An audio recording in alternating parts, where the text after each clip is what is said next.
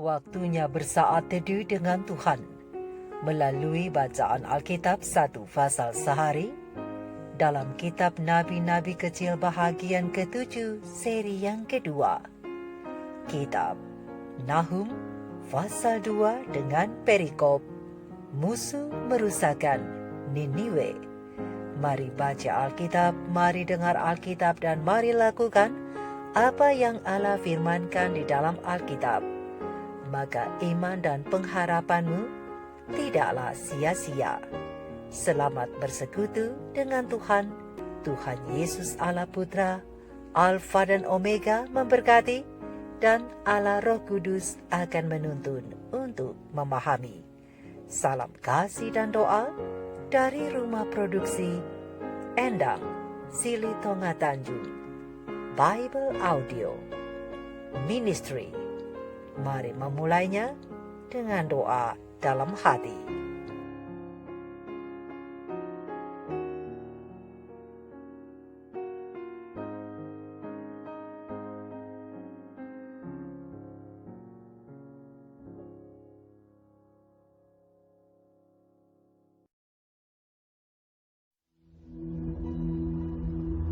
Pembongkar maju terhadap engkau. Adakan penjagaan di benteng, mengintailah di jalan. Ikatlah pinggangmu teguh-teguh, kumpulkanlah segala kekuatan. Sungguh, Tuhan memulihkan kebanggaan Yakub, seperti kebanggaan Israel. Sebab perusak telah merusakkannya dan telah membinasakan carang-carangnya. Perisai para pahlawannya berwarna merah. Prajuritnya berpakaian kirmisi. Kereta berkilat-kilat seperti api suluh pada hari ia melengkapinya. Dan kuda-kuda penuh gelisah. Kereta melaju galak di jalan, kejar mengejar di lapangan. Kelihatannya seperti suluh, berpacu seperti kilat. Pasukan-pasukan istimewa dikerahkan. Mereka tersandung jatuh di waktu berjalan maju. Mereka lari terburu-buru ke arah tembok kota, sedang alat pendobrak sudah ditegakkan. Pintu-pintu di sungai-sungai telah dibuka, dan istana menjadi gempar. Permaisuri dibawa keluar dan ditelanjangi, dan dayang-dayangnya mengerang, mengadu seperti suara merpati sambil memukul-mukul dada. Niniwe sendiri seperti kolam air yang airnya mengalir keluar. Berhenti, berhenti, teriak orang, tetapi tidak ada yang berpaling. Jarahlah perak, jarahlah emas, sebab tidak berkesudahan persediaan harta benda, kelimpahan segala barang yang indah-indah. Ketandusan, penandusan, dan penindasan, hati menjadi tawar dan lutut goyah. Segenap pinggang gemetar, dan muka sekalian orang menjadi pucat pasi. Di mana gerangan persembunyian singa dan gua singa-singa muda, tempat singa pulang pergi, tempat anak singa, di mana tidak ada yang mengganggunya. Biasanya singa itu menerkam supaya cukup makan anak-anaknya, mencekik mangsa bagi betina-betinanya dan memenuhi liangnya dengan mangsa dan persembunyiannya dengan terkaman. Lihat, aku akan menjadi lawanmu. Demikianlah firman Tuhan semesta alam. Aku akan membakar keretamu menjadi asap, dan pedang akan memakan habis singa mudamu. Aku akan melenyapkan mangsamu dari atas bumi, dan suara utusan-utusanmu tidak akan terdengar lagi.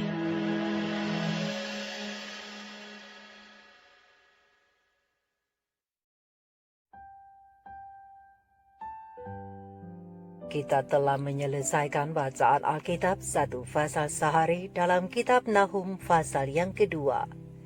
Sedikit perenungan melalui fasal ini tentang sahabat Tuhan atau musuh Tuhan berdasarkan ayat panduan perenungan. Terang besar Alkitab Nahum 2 ayat 2 dan ayat 13 dengan bunyi nas. Lihat, aku akan menjadi lawanmu. Demikianlah firman Tuhan semesta alam. Aku akan membakar keretamu menjadi asap, dan pedang akan memakan habis singa mudamu. Aku akan melenyapkan mangsamu dari atas bumi, dan suara utusan-utusanmu tidak akan terdengar lagi. Tetapi sungguh Tuhan memulihkan kebanggaan Yakub, seperti kebanggaan Israel, sebab perusak telah merusakannya, dan telah membinasakan carang-carangnya. Sahabat-sahabat firman, sahabat-sahabat surgawi yang dikasihi oleh Tuhan di mana saja Anda berada, Nabi Yunus dan Nabi Nahum sama-sama dipanggil oleh Tuhan Allah untuk menyampaikan pesan kepada penduduk kota Niniwe yang jahat itu. Ketika Yunus berseru memperingatkan kota Niniwe, orang Niniwe menanggapinya dengan pertobatan yang tulus. Dan Tuhan pun akhirnya menaruh belas kasihan dan tidak jadi menghancurkan bangsa itu. Dan kita sudah mendengar serta membaca sebelumnya pada kitab Yunus bahwa Yunus akhirnya marah karena Tuhan memaafkan orang-orang Niniwe meskipun mereka jahat. Dan kitab Yunus diakhiri dengan sebuah pertanyaan saat Tuhan mengundang Yunus untuk memberikan alasan mengapa Tuhan tidak jadi mengapa-apakan orang Niniwe. Tetapi 100 tahun kemudian kita menemukan cerita yang berbeda, bahwa Nabi Nahum juga berseru kepada orang Niniwe dan menentang mereka yang sama jahatnya dengan nenek moyang mereka dahulu kala. Namun tidak seperti nenek moyang mereka. Kali ini, orang Niniwe tidak berpaling kepada Tuhan dengan pertobatan. Dan Nahum dengan jelas menggambarkan kejatuhan kota Niniwe secara detail dengan warna-warna yang mencolok dan menyatakan bahwa kota Niniwe tidak hanya akan jatuh, tetapi para penghuninya akan dipermalukan. Lihat ayat yang ketiga dan ayat yang keempat Nahum pasal 2. Dan berbeda dengan zaman Yunus, kali ini Tuhan menyatakan kepada Niniwe, "Aku menentangmu." Lihat ayat yang ke-13. Sungguh kejadian yang menyedihkan. Sahabat-sahabat firman, sahabat-sahabatku, perlu kita ingat dan renungkan bahwa Tuhan Allah menentang orang-orang yang dengan angkuh mengabaikan permohonannya untuk meninggalkan jalan-jalan mereka yang jahat. Ingat, renungkanlah, Tuhan akan menjadi lawan kita bila kita terus gemar melakukan dosa, termasuk dosa menindas orang lain tanpa ampun. Apalagi yang terus-menerus mengeraskan hati dan tidak mau bertobat walau sudah berkali-kali diperingatkan Tuhan melalui firman-Nya. Tapi Tuhan bagaimanapun adalah baik untuk mereka yang bersedia dipimpin oleh Roh Kudus-Nya. Dan Tuhan akan memulihkan mereka sebagaimana Ia berjanji untuk memulihkan Yakub atau Israel. Lihat ayat yang kedua Nahum pasal 2. Sekarang hanya tinggal kita yang memilih, di mana kita mau berdiri, di pihak terang atau di pihak kegelapan. Jika kita memilih untuk berpihak kepada Tuhan, maka pena ilham ilahi roh nubuat, God's Amazing Grace, halaman 130 alinea pertama dan kedua, memberikan kita nasihat agar datang kepada Tuhan dan memberikan telinga kita untuk mendengarkan suara firman-Nya. Seperti kata firman-Nya dalam Alkitab, "Sendengkanlah telingamu dan datanglah kepadaku. Dengarkanlah, maka kamu akan hidup. Aku hendak mengikat perjanjian abadi dengan kamu, menurut kasih setia yang teguh yang kujanjikan kepada Daud." Yesaya 55 ayat 3. Sebenarnya, hanya karena tidak mentaati perintah Tuhan, maka manusia itu jatuh di bawah kutukan hukum-Nya. Kejatuhan ini menuntut kemurahan Tuhan untuk datang atas nama orang-orang berdosa. Padahal seharusnya kita tidak mempelajari arti dari kata kasih karunia seandainya kita tidak jatuh. Karena seperti Tuhan mencintai para malaikat yang tidak berdosa, yang melakukan pelayanan baginya, dan mereka patuh pada semua perintah-Nya, Tuhan tidak memberi mereka kasih karunia. Makhluk-makhluk surgawi ini tidak tahu apa-apa tentang anugerah. Mereka tidak pernah membutuhkannya karena mereka tidak pernah berdosa. Rahmat adalah atribut Tuhan yang ditujukan kepada manusia yang tidak layak. Kita tidak mencarinya, tetapi kasih karunia itu yang datang untuk mencari kita. Dan Tuhan bersukacita untuk menganugerahkan rahmat ini kepada setiap orang yang lapar akan hal itu, dan kepada setiap orang yang memberikan isyarat bahwa mereka membutuhkan belas kasihan Allah. Ini semua bukan karena kita layak, tetapi karena kita sama sekali tidak layak. Dan kebutuhan kita adalah tuntunan dan didikan pengajaran Tuhan yang akan memberikan kita jaminan bahwa kita akan menerima anugerah ini. Sampai sekarang, Tuhan masih memberikan undangan khusus atau kesempatan istimewa bagi semua orang berdosa. Maka pena ilham ilahi roh nubuat, Communion with God, halaman 114 alinea ketiga dan keempat, mengatakan bahwa kita datang kepada Tuhan dengan undangan khusus. Dan Tuhan menunggu untuk menyambut kita di tahta rahmat-Nya. Biarlah mereka yang menginginkan berkat Tuhan itu mengetuk dan menunggu di pintu belas kasih dengan keyakinan yang kuat sambil berkata, "Karena Engkau, Tuhan, telah berfirman, setiap orang yang meminta menerima, dan dia yang mencari menemukan, dan bagi dia yang mengetuk pintu itu akan dibukakan." Oleh sebab itu, mintalah bantuan untuk setiap kebutuhan. Kita mungkin dapat memberitahukan kepada Tuhan dengan kesederhanaan seorang anak apa yang kita butuhkan. Kita dapat menyatakan kepadanya masalah duniawi dan rohani kita, baik meminta roti dan pakaian kepadanya, serta roti hidup dan jubah kebenaran Kristus.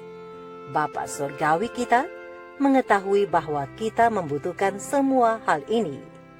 Untuk itulah, engkau dan saya diundang untuk meminta kepadanya mengenai hal itu.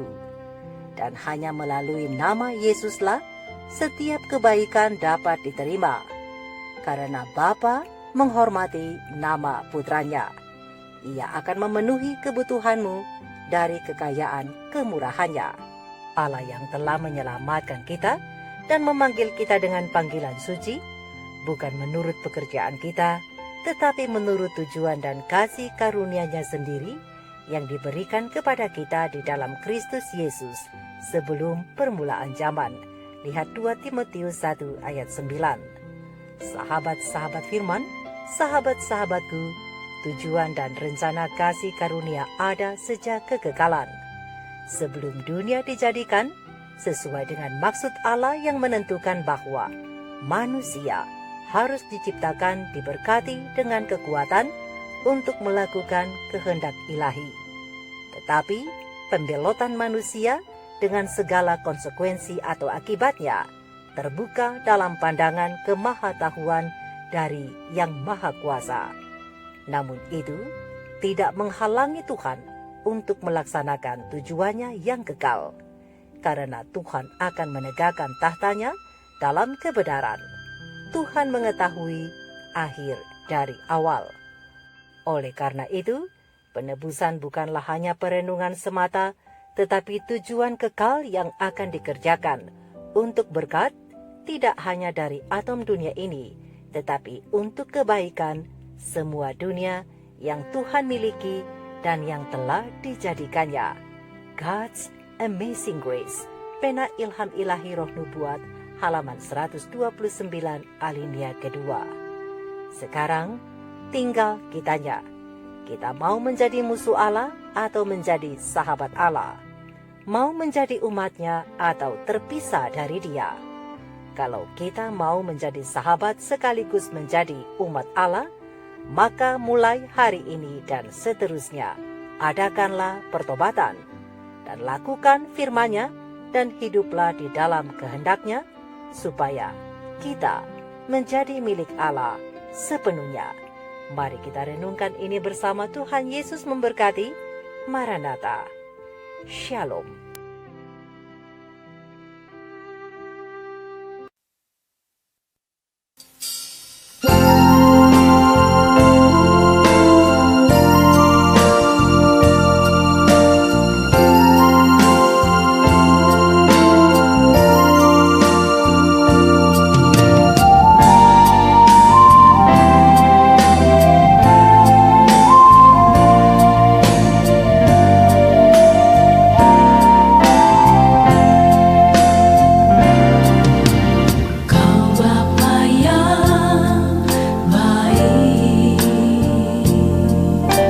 Selalu bersama.